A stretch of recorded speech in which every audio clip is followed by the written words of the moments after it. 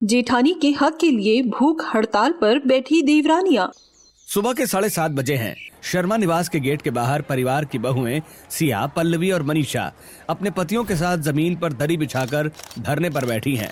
उनके हाथों में पोस्टर है जिन पर नंदिनी दीदी को इंसाफ दो और घरेलू हिंसा बंद करो लिखा है। उन्होंने भूख हड़ताल शुरू कर दी है। अरे बाप रे बाप, ये मैं अपनी खुली आंखों से क्या देख रही हूँ? ये तो शर्मा जी के घर की चारों बहुएं हैं ना, और वो दोनों छोटे बेटे अमन और अखिल भी उनके साथ जमीन पर बैठे हैं।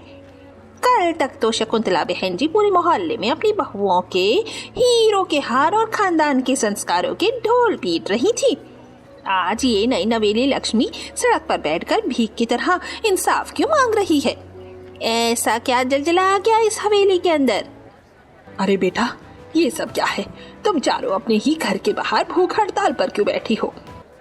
क्योंकि जिस घर को पूरा शहर बहुओं के लिए स्वर्ग समझता है, उसी घर में हमारी जेठानी सालों से नरक जैसी जिंदगी जी रही है। सुन लीजिए, आप सब लोग अपने कान खोलकर सुन लीजिए। जब तक इस हवेली की सबसे बड़ी बहू हमारी जेठानी नंदिनी दीदी पर सालों से हो रहे अत्याचारों का हिसाब नहीं होगा, जब तक उस हिंसक दरिंदे को जेल की सलाखों के पीछे नहीं भेजा जाएगा, हम में से कोई भी अन्न का एक दाना मुंह में नहीं डालेगा। हम यही अपनी जान दे देंगे, पर ये भूख हड़ताल नहीं तोड़ेंगे। पूरे शहर को पता चलना चाहिए कि शर्मा निवास के इस ऊंची चारदीवारी के पीछे रोज एक औरत की आत्मा का कत्ल किया जाता है। आज हम इस खानदान का वो चेहरा नंगा करेंगे जिसे इन्होंने सोने चांदी और झूठी इज्जत के पर्दे के पीछे छुपा रखा था। ये सिर्फ हमारी पत्नियों की लड़ाई नहीं है। एक औरत पर अत्याचार होते देखकर जो चुप रहे वो मर्द नहीं कायर होता है। हम अपने ही भाई और अपने ही घर के जुल्म के खिलाफ इस सत्याग्रह में अपनी पत्नियों के साथ आखिरी सांस तक बैठेंगे। अपनी बालकनी में खड़ी होकर शकुंतला देवी ये सब देख रही होती हैं। उसके साथ उनके पति दीनानाथ भी ये सब सुन रहे होते हैं। तभी शकुंतला दीनानाथ से बोलती हैं, नीच कलमुहिया आवारा औरतों की तरह रास्ते पर बैठकर खानदान की इज्जत की नीलामी कर रही हैं। पूरे शहर के सामने शर्मा परिवार के मुंह पर कालिक पोत दी इन छोकरियों ने। दीनानाथ जी, खड़े खड़े मेरा मुंह क्या देख रहे हैं? बाहर जाइए और उन सबको घसीट कर अंदर लाइए, वरना मैं आज उनका गला घोट दूंगी। शकुंतला, तू होश में है या तेरा भी दिमाग सठिया गया है? बाहर मीडिया वाले आ रहे हैं, लोग अपने मोबाइलों से वीडियो बना रहे हैं। अगर मैं बाहर गया तो लोग मुझे ही काट खाने को दौड़ेंगे। शहर भर में मेरी 30 सालों की कमाई इज्जत मिट्टी में मिल गई। इस सब की जड़ तेरा ये लाडला शराबी बेटा विक्रम है। तभी वह विक्रम नशे में चल कर आता है और अपने पिता से बोलता है, मेरे नाम पर क्यों चिल्ला रहे हो पापा? उस साली नंदिनी की औकात क्या है? उसने ही नई छोकरियों को भड़काया है। रुकिए, मैं अभी बाहर जाता हूँ और सिया मनीषा दोनों के बाल पकड़कर खींचते हुए अंदर लाता हूँ। देखता हूँ कौन सा सत्याग्रह कर दिए हैं। तू अंदर ही सड़ विक्रम। सुबह सुबह दारू में धुत होकर बाहर जाएगा तो पुलिस तुझे ही उठा कर ले जाएगी। तेरे इस हिंसक मिजाज ने ही आज हमें इस मोड़ पर लाकर खड़ा किया है। तू अंदर रहे, मैं खुद देखती हूँ उन बगावती बहुओं को। कुछ देर बाद शकुंतला कमरे से बाहर आती है और अपनी बहुओं के पास जाती है। सिया, मनीषा, पल्लवी, रिया, ये क्या बचपना लगा रखा है तुम लोगों ने? घर की बातें घर की चार दीवारी के अंदर ही अच्छी लगती हैं। पूरे शहर के तमाशबीनों को इकट्ठा करके क्या साबित करना चाहती हो? चलो सीधे बच्चों की तरह उठो और अंदर आओ। इज्जत? कौन सी इज्जत माँ जी? वो इज्जत जो आपकी रसोई के फर्श पर नंदिनी दीदी के खून के साथ रोज बहती है, या वो इज्जत जो आपका बड़ा बेटा रोज रात को शराब के नशे में दीदी के शरीर पर जलती हुई सिगरेट और गरम प्रेस से लिखता है? हाँ माँ जी, हमने इस खानदान की नाक नहीं कटवाई है। हमने तो सिर्फ वो घिनौना पर्दा खींचा है जिसे आप लोग सालों से समाज सेवा के नाटकों के पीछे छुपा रहे थे। आज पूरा शहर देखेगा कि शर्मा निवास कोई हवेली नहीं बल्कि औरतों का बूचड़खाना है। इतने में दीनानाथ भी वहाँ आ जाते हैं। बहू, तुम चारों मेरी बेटियों जैसी हो, तुम्हें जो चाहिए मिलेगा। गाड़ियों की चाबी ले लो, जेवर ले लो, पर भगवान के लिए इस तरह रास्ते पर बैठकर हमारे खानदान की कब्र मत खोदो। अंदर आकर बात करो ना। पापा जी, 3 सालों से मैं इस घर की दूसरी बहू बनकर सब देख रही हूँ। हमारी जेठानी को 3 वक्त की रोटी तो मिलती थी, पर एक इंसान की तरह सांस लेने का हक कभी नहीं मिला। जब भी मैंने या मनीषा ने आवाज उठानी चाहिए, आपने हमें बिजनेस बंद करने और बेदखल करने की धमकी देकर चुप करा दिया। पर अब और नहीं, अब ये जंग आर पार की होगी। वाह शर्मा जी वाह, बहुओं को तो अब सोने से तोलने की बातें करते थे, आज वही बहुएं कह रही हैं कि अंदर खून बहता है। अरे ऐसा क्या अत्याचार कर दिया आप लोगों ने उस बेचारी सीधी साधी नंदनी पर। भीड़ में गुस्सा भड़क उठता है, लोग शर्मा जी के खिलाफ नारेबाजी करने लगते हैं। लेकिन आखिर ऐसा क्या हुआ था इस आलीशान हवेली के अंदर?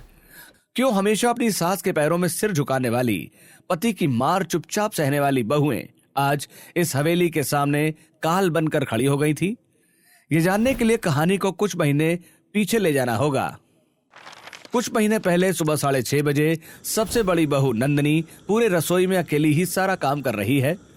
एक तरफ नंदनी सभी के लिए रोटी बना रही है और दूसरी तरफ सबके लिए चाय भी। परी बेचारी स्कूल यूनिफॉर्म पहने रसोई के कोने में सहमी हुई खड़ी है। मम्मी मम्मी जल्दी करो ना प्लीज, मेरी स्कूल बस के अंकल तो बार हॉर्न बजा चुके हैं। अगर आज फिर देर हुई तो क्लास टीचर मुझे धूप में खड़ा कर देगी। मुझे बहुत डर लगता है मम्मी। बस 2 मिनट मेरी बच्ची, गरम गरम पराठा फॉइल पेपर में लपेट दिया है, तो बस ये पानी की बोतल ली, मैं अभी तुझे खुद गेट तक छोड़ कर आती हूँ। कुछ देर बाद शकुंतला भी रसोई में आ जाती है और डांटते हुए नंदनी से बोलती है, नंदनी ये क्या नौटंकी फैला रखी है सुबह सुबह। पहले विक्रम के लिए अदरक वाली चाय और मक्खन पराठे का नाश्ता ऊपर ट्रे में लगा कर देकर आ, इस लड़की का टिफिन बाद में बनता रहेगा। माँ जी परी की बस छूट जाएगी, बस 2 मिनट में इसे बस में बिठाकर मैं अभी इनका नाश्ता ऊपर लेकर जाती हूँ, प्लीज माँ जी। अरे वाह महारानी, अब तू मुझे तरीका सिखाएगी कि इस घर में काम कैसे होता है। तेरी जबान तो दिन ब दिन कैंची की तरह चलने लगी है।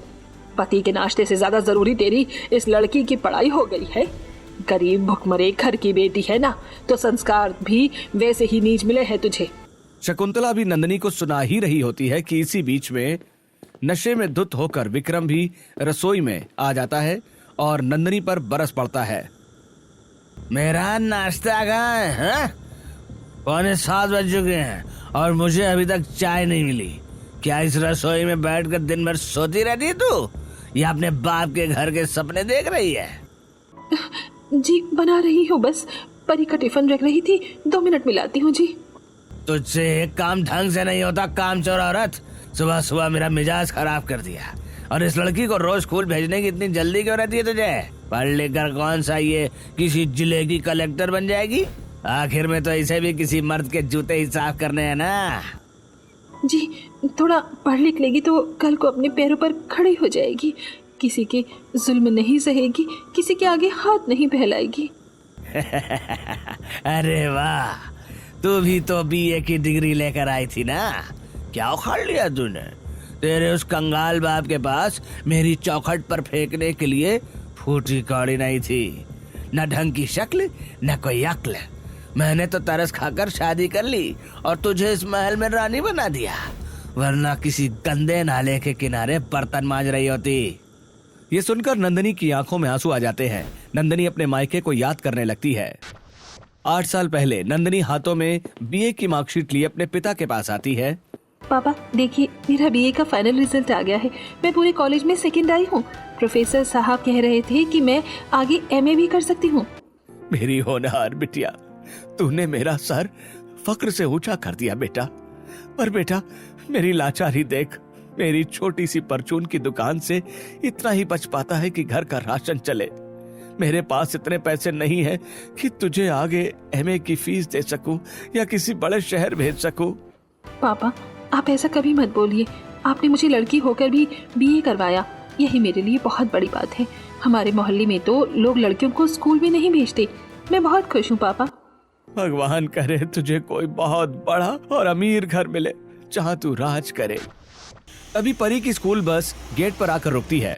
हड़बड़ी में नंदनी परी को लेकर बाहर आती है और स्कूल बस में चढ़ा देती है और घर के अंदर आ जाती है। तभी सड़क से गुजरती हुई पड़ोसन शीला आंटी अपने घर के बाहर पौधे में पानी डालते हुए रुक जाती है और शर्मा जी के घर आती है। अरे वाह शर्मा जी, परी बिटिया तो बहुत बड़ी हो गई है, कितनी प्यारी लगती है यूनिफॉर्म में। और शकुंतला बहन जी, आपकी तो किस्मत ही खुल गई, बेटी नहीं दी तो नंदनी जैसी गाय जैसी सीधी बहू मिल गई है और अब पोती भी बढ़ रही है। हाँ शीला जी, हमारे शर्मा खानदान में तो बहुओं को बेटियों से भी बढ़कर सिर पर बिठाया जाता है। नंदनी तो हमारी आंखों का तारा है, पूरे घर का ख्याल रखती है और हमारी परी तो इस हवेली की राजकुमारी है। इसे तो हम बड़े से बड़े अफसर बनाएंगे। हाँ आंटी जी, मैं तो नंदनी से रोज कहता हूँ कि तुम घर में आराम किया करो, परी को छोड़ने मैं चला जाया करूँगा। क्यों नंदनी, सही कहा ना मैंने? वाह भाई वाह, शर्मा परिवार तो सच में पूरे शहर के लिए तहजीब और मोहब्बत की मिसाल है। भगवान आपकी जोड़ी बनाए रखे। उसी रात 11 बजे विक्रम लड़खड़ाते हुए कमरे में आता है। नंदनी अभी अभी परी को सुला कर आई है। वो विक्रम को अचानक देखकर डर जाती है। तभी विक्रम नंदनी से बोलता है, ए नंदनी, तू अभी तक जाग रही है? मुझे लगा कि तू आराम से सो गई होगी।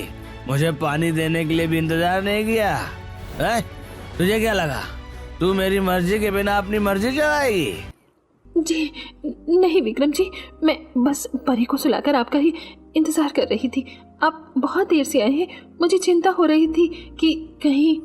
विक्रम नंदनी का बाल पकड़ लेता है और उसे धक्का देते हुए बोलता है, चिंता? तुझे मेरी चिंता है या मेरे पैसों की? तू बस इस घर की एक नौकरानी बनकर रह, समझी?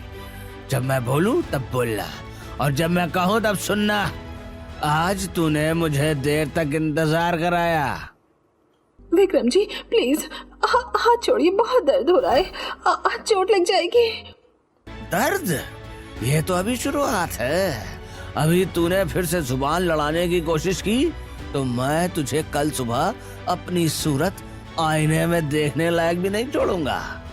अब चुपचाप जाकर मेरा जूता साफ कर और याद रखना, कल से अगर एक भी शब्द मुझसे बिना पूछे बोला तो इस कमरे से बाहर निकलने का रास्ता भी भूल जाना। जी जैसा आप कहें। शीला आंटी वहां से चली जाती हैं। दोपहर 2 बजे दीनानाथ शर्मा और शकुंतला देवी सोफे पर बैठे होते हैं। तभी दिल्ली से उसके छोटे बेटे निखिल अपनी पत्नी पल्लवी और अमन अपनी पत्नी मनीषा के साथ घर में प्रवेश करते हैं। शकुंतला देखते ही, अरे मेरे दोनों आंखों के तारे आ गए, अपनी पत्नियों के साथ। कितने दुबले हो गए हो, दिल्ली की दौड़ भाग में तुम लोग। वहाँ क्या ढंग का खाना पीना नहीं मिलता? हम ठीक है माँ, आपके हाथ के गरम पराठे और चाय की याद आ रही थी, इसलिए काम खत्म करके भागे भागे आए हैं। अरे भाई, तुमने तो दिल्ली का एक्सपोर्ट बिजनेस बहुत बढ़िया संभाल लिया है। अब मैंने और तुम्हारी माँ ने तय किया है कि हमारे सबसे छोटे जुड़वा बेटों अमन और अखिल के लिए भी रिश्ते पक्के कर दिए जाएं। दोनों गुस्सैल स्वभाव के हैं, शादी होगी तो शांत होंगे। पापा, आपको रिश्ता ढूंढने की तकलीफ ही नहीं उठानी पड़ी। अमन और रमन ने अपने लिए लड़कियां दिल्ली से खुद ही पसंद कर ली हैं। दोनों सगी बहनें हैं, सिया और रिया। दिल्ली के बहुत बड़े बिजनेसमैन की बेटियां हैं, खुद की डिजिटल कंपनी चलाती हैं और बहुत पढ़ी लिखी हैं। क्या इतने बड़े बाप की बेटियां हैं, खुद लाखों कमाती हैं? फिर तो मुझे कोई एतराज ही नहीं है। सगाई की तारीख तुरंत पक्की करो। हमारे घर में तो अब पूरे शहर को दिखाने के लिए 4-4 बहुएं हो जाएंगी। इसी बीच नंदनी किचन से ट्रे में चाय और नाश्ता लेकर आती है। विक्रम शराब का गिलास हाथ में लिए सोफे पर आकर बैठता है और नंदनी को देखकर ताना मारता है, वाह भाई वाह वाह, छोटे भाइयों की तो लॉटरी लग गई। अमीर और मॉडर्न बीवियां ला रहे हैं। और एक मेरी फूटी किस्मत थी कि माँ ने इस कंगाल बाप की बेटी को मेरे गले में ढोल की तरह बांध दिया, जो ना बजती है ना हटती है। जेठ जी, दीदी इस घर का दिन रात काम करती हैं, पूरे परिवार को संभालती हैं। आपको उनके बारे में ऐसी गंदी बातें बोलने का कोई हक नहीं है। तू मुझे तमीज मत सिखा पल्लवी, अपनी हद में रह, वरना तेरे पति का बिजनेस से हिस्सा काट दूंगा। पल्लवी कुछ नहीं बोल पाती। कुछ समय ऐसे ही बीतने के बाद जल्द ही अमन और रमन की शादी सिया और रिया के साथ हो जाती है। शादी के बाद उनकी विदाई होती है। अपने बड़े से घर के बाहर शकुंतला आरती की थाल लिए खड़ी होती है। दोनों बहुएं गाड़ी से उतरती हैं। तभी शकुंतला बोलती है, आओ मेरी बहुओं, आज से ये हवेली तुम्हारी है। अपने शुभ कदम अंदर रखो और इस घर को स्वर्ग बना दो। सिया और रिया गृह प्रवेश का कलश गिराकर घर के अंदर आती हैं और सीधे आकर नंदनी के पैर छूने के लिए झुकती हैं। जेठानी जी, आप इस घर की सबसे बड़ी जेठानी हैं। हमारे लिए आप माँ समान हैं। आपका आशीर्वाद सबसे पहले चाहिए। अरे नहीं नहीं देवरानी जी, पैर मत छो। मैं तो बस, तुम दोनों मेरी छोटी बहनों जैसी हो। हमेशा सुहागन रहो, खुश रहो और इस घर को अपना ही समझो। वाह, अब तो मेरे पास दो नई चाचियाँ आ गई। अब मैं इनके साथ खेलूंगी और कहानियाँ सुनूंगी। आस पड़ोस की औरतें भी ये सब घर के गेट के बाहर खड़ी होकर देख रही होती हैं। और आपस में बातें करती हैं। शर्मा जी के घर में तो बहुओं की बहार आ गई है। कितनी खुशकिस्मत है शकुंतला जी। सच कहा बहन, 4 बहुएं, वो भी इतनी पढ़ी लिखी और संस्कारी। शकुंतला बहन जी तो अब साक्षात रानी की तरह राज करेंगी। देखो कैसे आरती उतार कर बहुओं का स्वागत कर रही हैं। भगवान ऐसी बहुएं हर घर को दे जैसे शर्मा परिवार की ये लक्ष्मी बहुएं हैं। शादी के दूसरे दिन सिया और मनीषा सज धज कर नए कपड़े पहनकर अपने कमरों से बाहर आती हैं और रसोई की तरफ बढ़ती हैं, जहां पहले से ही नंदनी सर पर पट्टी बांधे काम कर रही होती है। जीठानी जी, आप इतनी सुबह उठकर इतना सारा काम अकेले कर रही हैं। आपने हमें क्यों नहीं जगाया? माँ जी ने तो कल कहा था कि घर में काम करने के लिए दर्जन भर नौकर चाकर लगे हैं। अरे नहीं देवरानी जी, नौकर तो बस झाड़ू पोंछा करते हैं। घर के पुरुषों का खाना तो बहुओं को ही अपने हाथों से बनाना पड़ता है। तुम दोनों आज अपनी पहली रसोई की रस्म में बस सूजी का हलवा या खीर बना लो, बाकी सारा काम मैं कर चुकी हूँ। जी ठानी जी, ये आपके कलाई पर गहरा काला लाल दाग कैसा लगा है? और आपकी गर्दन पर ये जलने का निशान? आपके सर पर भी पट्टी है। ये किसी बीमारी या तबीयत का दाग तो बिल्कुल नहीं लगता। कुछ नहीं है देवरानी जी, वो बस कल रात काम करते हुए गरम तेल का छींटा पड़ गया था और जल्दबाजी में तवा छू गया। तुम लोग नाश्ते पर ध्यान दो।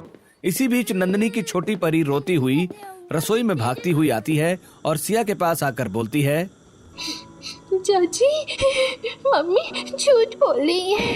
ये दाग तेल का नहीं है। कल रात पापा बहुत सारी शराब पी कर आई थे। मम्मी उनकी सफ़ेद शर्ट प्रेस कर रही थी। गलती से शर्ट के कॉलर पे थोड़ा सा निशान लग गया तो पापा ने गुस्सा होकर जलते हुए गरम प्रेस मम्मी के हाथ और गर्दन पर रख दी थी। मम्मी बहुत चीख रही थी चाची। ये सुनते ही मानो सिया और मनीषा के होश उड़ जाते हैं। तभी नंदनी परी को चुप करवाने की कोशिश करती है।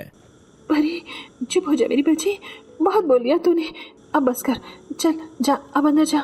फिर नंदनी शर्मिंदगी से सिया और रिया की ओर देखती है और सफाई देते हुए कहती है, तुम लोग बुरा मत माना देवरानी जी, ये अभी बहुत छोटी है, इसे दुनियादारी की ज्यादा समझ नहीं है। घर में जो कुछ भी घटता है ये बस वही देख लेती है और अपनी भोली भाली जुबान से बोल देती है। आप लोग मेरी बातों का गलत मतलब मत निकालिएगा। और कितना ही छुपा पाएंगे आप जेठानी जी। तुम दोनों सुनो, ये इस घर का रोज का सच है सिया। विक्रम जेठ जी रोज शराब पीकर दीदी को जानवरों की तरह पीटते हैं और माँ जी हमेशा जेठ जी को बढ़ावा देती हैं। हमने जब भी पुलिस बुलाने की कोशिश की, हमारे पतियों को बिजनेस से बेदखल करने की धमकी दे दी गई। जेठानी जी, जो पल्लवी कह रही है क्या वो सच है? क्या इस आलीशान हवेली की दीवारों के पीछे सिर्फ इतना ही गहरा अंधेरा है? हम यहाँ सिर्फ इस घर की नई बहुएं बनकर नहीं आई हैं। हम आपकी रक्षा के लिए खड़ी हैं। हम अपनी आंखें मूंद कर किसी को घुटते हुए नहीं देख सकती। बिल्कुल, अब बहुत हो गया। जो इंसान शराब के नशे में अपनी पत्नी का खून बहा सकता है वो इंसान नहीं, दरिंदा है। और रही बात माँ जी और बिजनेस की धमकी की, तो हमें इस खानदान की ऐसी इज्जत नहीं चाहिए जो आपकी चीखों की नींव पर टिकी हो। आप अकेली नहीं है, आज से ये लड़ाई हम चारों की है। नहीं, तुम लोग मुसीबत में पड़ जाओगी। विक्रम बहुत खतरनाक है। तुम दोनों अभी नई आई हो, अपने खुशहाल जीवन को नरक मत बनाओ। इतना बोलकर नंदनी खाना बनाने में जुट जाती है। दोपहर का वक्त है, पूरा परिवार खाने की टेबल पर बैठा होता है। तभी विक्रम भी नशे की हालत में वहां आकर बैठ जाता है। डरते डरते नंदनी सबके लिए खाना बनाकर लाती है और परोसती है। ये क्या बकवास बनाया है? नमक कहाँ है इसमें? तू मुझे दिल का दौरा दिलवा कर मारना चाहती है क्या? विक्रम गुस्से में टेबल पर रखी भारी प्लेट उठाकर सीधे नंदनी के मुंह पर दे मारता है। प्लेट नंदनी के माथे पर लगती है और टुकड़े टुकड़े होकर उसके पैरों में जा झुकती है। माथे से खून की मोटी धार बहकर उसकी साड़ी पर गिरने लगती है। ये देखकर परी बहुत डर जाती है और अपनी माँ के पास भागती हुई जाती है। मम्मी, मेरी मम्मी को मत मारो पापा, खून निकल रहा है। ये क्या हैवानियत है भैया? आपने अपनी पत्नी पर कांच की प्लेट फेंक कर मार दी। आपको जरा भी शर्म नहीं आती अपने आप को इंसान कहते हुए? नई नवेली, अपने काम से काम रख, वरना तेरे पति के सामने ही तेरा मुंह तोड़कर हाथ में दे दूंगा।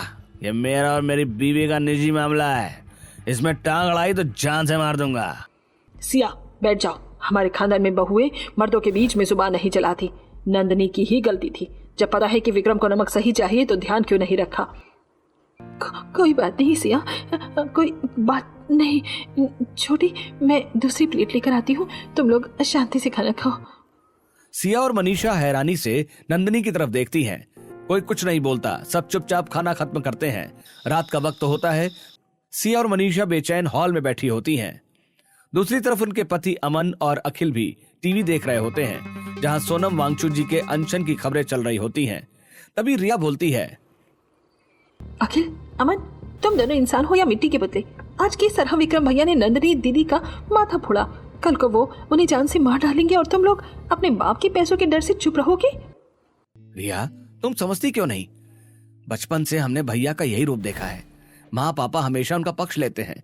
अगर हमने कुछ कहा तो पापा हमें बिजनेस से निकालकर रास्ते पर खड़ा कर देंगे। देखो दीदी, सोनम वांगचुक जी दिल्ली के जंतर मंतर पर आने वाली पीढ़ियों के हक के लिए भूख हड़ताल पर बैठे हैं। उनका कोई निजी स्वार्थ नहीं है, वो आने वाली पीढ़ियों के हक के लिए लड़ रहे हैं। और हम अपने ही घर में एक मासूम औरत को रोज मरती हुई देख रहे हैं और अपने पर्सनल कंफर्ट के लिए चुप हैं। क्या हम उस हैवान से बड़े अपराधी नहीं हैं? सिया बिल्कुल सही कह रही है अमन। हम कब तक खानदान की फर्जी इज्जत और पैसों के खौफ में अपने आत्मा को बेचते रहेंगे?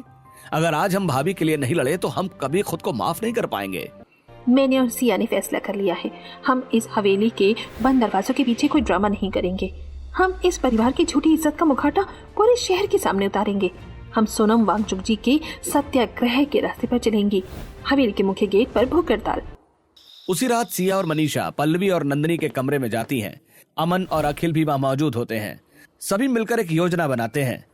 सिया, मनीषा, तुम दोनों जो कदम उठाने जा रही हो, हम भी उसमें तुम्हारे साथ खड़े हैं। हमने 3 सालों से दीदी की चीखें सुनी हैं, अब हम पीछे नहीं हटेंगे। हाँ, कल सुबह जब शहर जागेगा तो इस शर्मा निवास की कालिक पूरे शहर की सड़कों पर बिखरी होगी। नहीं, तुम लोग नहीं जानती, विक्रम बहुत खतरनाक है।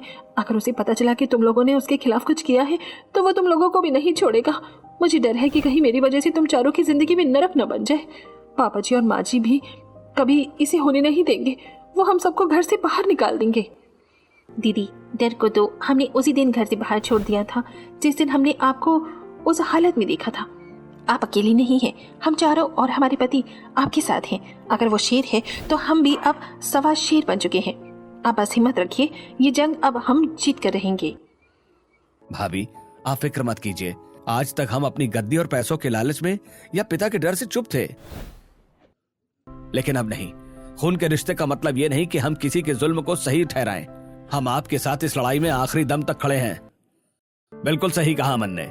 अब ये घर नहीं बल्कि इंसाफ का मैदान बनेगा। जो गलत है वो गलत है। दीदी, आज से आप अपनी हिफाजत की चिंता छोड़ दीजिए, क्योंकि अब आपके भाई भी आपके साथ हैं और हम पीछे हटने वाले नहीं हैं। चाहे जो भी अंजाम हो, हम सब मिलकर इस हिंसा का अंत करेंगे। अगले दिन सभी बहुएं मिलकर हड़ताल शुरू कर देती हैं। कई सारे न्यूज रिपोर्टर्स भी पहुंच जाते हैं। पूरे मोहल्ले वाले भी वहां इकट्ठा हो जाते हैं। ये सब देखकर गुस्से में शकुंतला जी बोलती हैं, तुम लोग अंदर आते हो या नहीं? मेरी इज्जत का धतूरा बना दिया तुम सबने। टीवी पर हमारा तमाशा बन रहा है। शकुंतला चुप हो जा। तू देख नहीं रही क्या हो रहा है? ये मीडिया वाले जो तमाशा रिकॉर्ड कर रहे हैं वो कल सुबह तक पूरे देश में होगा। मेरी पूरी जिंदगी की कमाई, मेरी इज्जत सब मिट्टी में मिल गई। घर की 4 दीवारी की बात जो बाहर निकल गई है, अब तो शहर का हर शख्स हम पर थूकेगा। पापा, आप भी क्यों डर रहे हैं? ये सब नाटक है। इनका ड्रामा बंद करवाने के लिए पुलिस की जरूरत नहीं है, एक डंडा ही काफी है। नंदिनी को तो मैं अभी बाल पकड़कर अंदर घसीट कर लेकर आता हूँ। ये बाकी की नई नवेली बहुएं भी अपने आप भाग जाएंगी। ये हवेली मेरी है और मेरे घर में सिर्फ मेरी मर्जी चलेगी, किसी सड़क छाप मीडिया की नहीं। तभी विक्रम गुस्से में घर से बाहर निकलता है और नंदिनी के पास जाकर उसके बाल पकड़कर उसे घसीटते हुए बोलता है, कमीनी औरत, तेरी वजह से ये सब हुआ है ना? तूने ही नई छोकरियों को मेरे खिलाफ भड़काया है। आज मैं तेरा काम ही तमाम कर देता हूँ। जैसे विक्रम नंदिनी को ले जाने लगता है, पल्लवी और मनीषा उसे बचाने के लिए आती हैं। उनके साथ अमन और अखिल भी विक्रम से बोलते हैं, भैया हाथ छोड़िए भाभी का, आज ये तमाशा बंद होना चाहिए। क्या आपको जरा भी शर्म नहीं आती कि आप एक निहत्थी औरत के साथ ये क्या कर रहे हैं? भैया पीछे हटिए, बहुत हो गया ये जुल्म।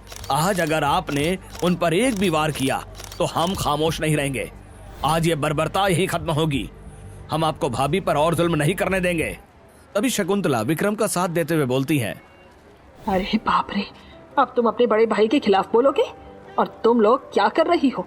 हाथ क्यों हटा रही हो? तुम सब हमारी बहुएं हो। अगर आज तुम लोग घर के इस मामले में दखल दोगी तो समाज में तुम्हारा कोई सम्मान नहीं बचेगा। शर्म करो, शर्म। अपने पति और ससुराल के खिलाफ जा रही हो। माँ जी, जिस इज्जत की आप बात कर रही हैं वो दीदी की जान से बढ़कर नहीं है। आज हम अपनी मर्यादा नहीं बल्कि इंसाफ के लिए खड़ी हैं। जब दीदी की चीखें इस हवेली की दीवार को चीरती थी तब आपकी ये मर्यादा कहाँ थी? जी माँ जी, आज ही लड़ाई घर की चारदीवारी के अंदर नहीं बल्कि सड़क पर है। अगर आप आज भी इसे नहीं रोकती तो हम आपकी इस साजिश का हिस्सा बनने को तैयार नहीं हैं। आप कहती थी कि हमारा भविष्य और हमारे पतियों का बिजनेस आपके हाथ में है, इसलिए हमें चुप रहना चाहिए। पर अब हमें वो पैसा या वो बिजनेस नहीं चाहिए जो दीदी के खून और आंसुओं की नींव पर खड़ा हो। पास ही खड़ी पड़ोस ने ये सब देखकर हैरान और आपस में बातें करने लगती हैं। अरे बाप रे, अरे शिल्पा देख, ये क्या कर रहा है विक्रम? अपनी ही पत्नी का गला घोट रहा है। पुलिस को खबर करो वरना ये आज पक्का जान ले लेगा। सच में बहन, हम तो इसे आदर्श परिवार समझते थे, पर यहाँ तो दिन दहाड़े खून खराबा हो रहा है। भगवान न करे नंदनी को कुछ हो जाए तो। तभी अचानक पुलिस के सायरन बजने की आवाज आती है और एक पुलिस की गाड़ी उनके घर के पास आकर रुकती है और पुलिस सीधे विक्रम को पकड़ लेती है। जानवर कहीं के कैमरों के सामने अपनी पत्नी का गला घोटता है। तेरी गुंडागर्दी बहुत देख ली हमने, समझे? अब चल, तुझे सबक सिखाता हूँ। पर विक्रम इंस्पेक्टर से बिना डरे उसे धक्का दे देता है और पुलिस पर चिल्लाते हुए बोलता है, हाथ हटा अपना, जानता है मैं कौन हूँ? इस शहर के आधे से ज्यादा बिजनेस मेरे पिता के इशारों पर चलते हैं। मुझे छूने की हिम्मत कैसे हुई तेरी? तुझे वर्दी की कसम है, अपनी औकात में रह, वरना कल सुबह तक तेरी ये वर्दी उतरवा कर तुझे सड़क पर खड़ा करवा दूंगा। ये मेरा घर है और यहाँ मेरी ही चलेगी। अपनी जुबान को लगाम दे विक्रम। तो ये भूल रहा है कि जिस वर्दी की तू बात कर रहा है वो कानून की ताकत है। आज यहाँ कोई अमीर गरीब नहीं बल्कि एक मुजरिम खड़ा है। तूने खुलेआम एक निहत्ती औरत पर जुल्म किया है और अब कानून का शिकंजा तुझे नहीं छोड़ेगा। रही बात औकात की, तो हवालात में जाकर देख लेना कि असल औकात क्या होती है। कांस्टेबल, इसे गिरफ्तार कर लो अभी। दो कांस्टेबल तुरंत विक्रम को जबरदस्ती दबोच लेते हैं। विक्रम छटपटाने लगता है, छोड़ दे मुझे, छोड़, तुम लोग पछताओगे। पापा देख क्या रहे हो, कुछ करो, ये लोग मुझे गिरफ्तार करने की जरूरत कैसे कर रहे हैं? तभी दीनानाथ इंस्पेक्टर के पास जाकर बोलते हैं, इंस्पेक्टर साहब, ये हमारा पारिवारिक मामला है। हम बहुत बड़े और इज्जतदार लोग हैं, आपस में सुलझा लेंगे, केस मत बनाइए। चुप रहिए शर्मा जी, पारिवारिक मामला नहीं, ये अटेम्प्ट टू मर्डर, घरेलू हिंसा और मानसिक उत्पीड़न का सीधा संगीन केस है। आपकी बहुओं ने आधे घंटे पहले ही इसकी खबर हमें दे दी थी। अच्छा हुआ कि हम वक्त पर आ गए, वरना पता नहीं आज यहाँ क्या हो जाता। इंस्पेक्टर विक्रम को ले जाने लगते हैं। तभी नंदनी बोलती है, इंस्पेक्टर साहब रुकिए, गुनहगार सिर्फ विक्रम नहीं है। इस बर्बरता को बढ़ावा देने वाले, हर दिन नंदनी दीदी को प्रताड़ित करने के लिए उकसाने वाले और इस हिंसा को घर की इज्जत का नाम देकर छुपाने वाले इसके माता पिता शकुंतला जी और दीनानाथ जी भी उतने ही बड़े अपराधी हैं। आज अगर कानून का न्याय हो रहा है तो इन्हें भी सजा मिलनी चाहिए। आप इन्हें भी अपने साथ ले जाइए क्योंकि ये भी इस जुल्म में बराबर के साथी हैं। पल्लवी, ये क्या कह रही है तू? हम तो बस अपने बेटे को समझा रहे थे। हमने तो कभी भी नहीं सोचा था कि ये नौबत आ जाएगी। हम तो बस इस घर की दहलीज की मर्यादा बनाए रखना चाहते थे ताकि समाज में हमारी तरफ उंगलियां ना उठे। बेटा, हम तो घर की मर्यादा बचाने की कोशिश कर रहे थे। अगर ये बात बाहर जाती तो हमारी वर्षों की कमाई इज्जत मिट्टी में मिल जाती, इसलिए हमने इसे घर की चारदीवारी में ही दबाए रखा। क्या अपनी इज्जत को बचाए रखना इतना बड़ा गुनाह है कि आज हमें भी इन हथकड़ियों के साए में खड़ा होना पड़ रहा है? हमने तो सिर्फ इस घर को बिखरने से बचाने की कोशिश की थी। मर्यादा और जुल्म में फर्क होता है शर्मा जी। पल्लवी जी ने जो कहा है उसे हम जांच में शामिल करेंगे। अगर आप लोगों ने हिंसा को बढ़ावा दिया है या सबूत मिटाने की कोशिश की है तो कानून की नजर में आप भी बराबर के मुजरिम हैं। ये सुनकर शकुंतला और दीनानाथ डर जाते हैं और नंदनी से माफी मांगने लगते हैं। नंदनी, मेरी बहू, मुझे माफ कर दे। मैं अपने बेटे के अंधे लाड़ में इतनी अंधी हो गई थी कि मैंने एक मासूम औरत की जिंदगी नरक बना दी। मुझे माफ कर दे बहू। माँ जी, जब आपकी बहू पर जुल्म हो रहा था तब आपने अपनी आंखें बंद कर ली थी और अपने बेटे का साथ दिया था। आज जब कानून का शिकंजा कसा है तो पश्चाताप का नाटक मत कीजिए। अगर आपने एक माँ बनकर अपनी बड़ी बहू का साथ दिया होता तो आज इस खानदान का ये हश्र ना होता। नंदिनी बेटा, मुझे माफ कर दे। झूठी इज्जत और बेटे के मोह में मैं तेरे दर्द को समझ नहीं पाया। एक बाप होने के नाते मैं पूरी तरह हार गया। मैंने तेरे साथ बहुत बड़ा अन्याय किया। जो सजा देगी मैं स्वीकार करूंगा। माँ जी, पापा जी, अगर आपको अपने किए पर सच्चा पछतावा है तो मैं आप दोनों को माफ़ करती हूँ, लेकिन विक्रम जी आपको कभी माफ़ नहीं कर सकती। आपने मुझे पत्नी नहीं अपनी जागीर समझा। आपके दिए जख्म शायद भर जाएं, पर आपके जुल्म मैं कभी नहीं भूलूंगी। इंस्पेक्टर विक्रम को लेकर चले जाते हैं। अब हर कोई बहुओं की हिम्मत की तारीफ करते हैं। अब शकुंतला का बर्ताव भी बदल जाता है। कुछ समय बीत जाता है। एक दिन शहर में पल्लवी, सिया और मनीषा उनसे मिलने आते हैं। चाची चाचू आप सिर्फ आ गए। देखिए मम्मी आज स्कूल में पढ़ाने जा रही हैं। दीदी आपको टीचर के रूप में आपकी पहली ज्वाइनिंग की बहुत बहुत बधाई। आज हमें आप पर बहुत गर्व हो रहा है। ये सब तुम चारों की बदौलत हुआ है मेरी प्यारी बहनों। अगर उस दिन तुम चारों ने अपनी भूख हड़ताल से उस हवेली का काला सच बाहर न निकाला होता तो आज मैं या तो मार दी गई होती। तो मेरी देवरानियां नहीं, मेरी सगी बहनें हो। दीदी सोनम वांगचुक जी के सत्याग्रह ने हमें सिखाया था कि अत्याचार सहना अत्याचार करने से भी बड़ा अपराध है, और हमने तो बस सच का साथ दिया। अब आप आज़ाद हैं, अपने पैरों पर खड़ी हैं और परी का भविष्य आपके हाथों में पूरी तरह सुरक्षित है। ये कहानी उस खामोश सच को बयां करती है जिसे अक्सर परिवार की इज्जत के नाम पर दबा दिया जाता है। पल्लवी, सिया, मनीषा और नंदिनी का एकजुट होना आज के समाज के लिए एक बड़ा आईना है। अगर आप इन बहुओं की जगह होते और आपको भी उसी माहौल का सामना करना पड़ता तो आप क्या करते? क्या आप भी ऐसे ही साहसी कदम उठाते या आपके पास समस्या सुलझाने का कोई दूसरा तरीका होता? अपनी राय कमेंट्स में जरूर बताएं।